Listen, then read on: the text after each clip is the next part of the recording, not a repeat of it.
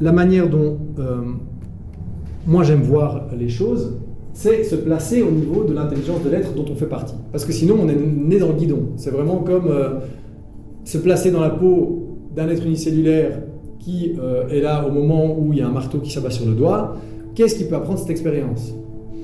Bah voilà, il y a un cataclysme et voilà, il n'y a pas vraiment de sens à donner à ça. Il y a juste ça fait mal et puis il dépend de l'être dont il fait partie de tirer une leçon de cette expérience pour pas que ça se répercute ou que ça se répète une deuxième fois. Si vous prenez encore de la hauteur, ce même événement prend encore d'autres proportions, d'accord? Et donc ici, c'est évidemment se placer donc, au niveau de l'intelligence de l'être dont on fait partie est une façon de regarder un même événement mais d'y trouver des explications peut-être plus profondes. Une des questions qu'on peut se poser, c'est quelle est la façon la plus directe d'apprendre?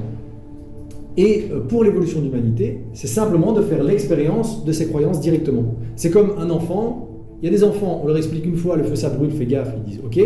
Il y en a, on peut leur expliquer 100 fois, tant qu'ils n'ont pas mis leur doigt dans la flamme, ben, ils n'ont pas compris.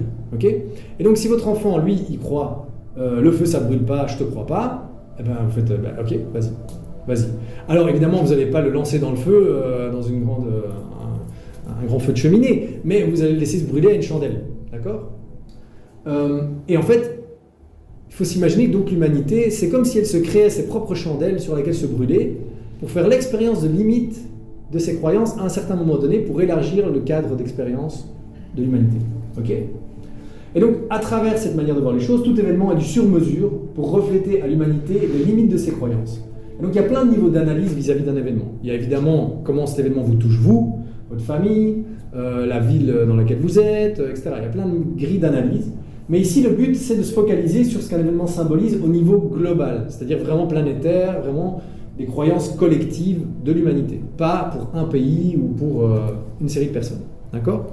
Et donc on va commencer par le coronavirus, qui est évidemment un sujet sensible, puisque ça date pas d'hier, donc voilà.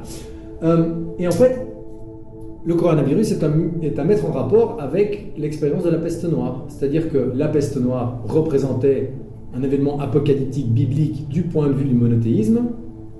Et c'est presque comme si on l'avait matérialisé, en fait, cet événement. C'est-à-dire qu'il reflétait les croyances actuelles de l'époque de toutes les personnes qui pensaient que l'apocalypse était là, que tous les prêtres avaient annoncé.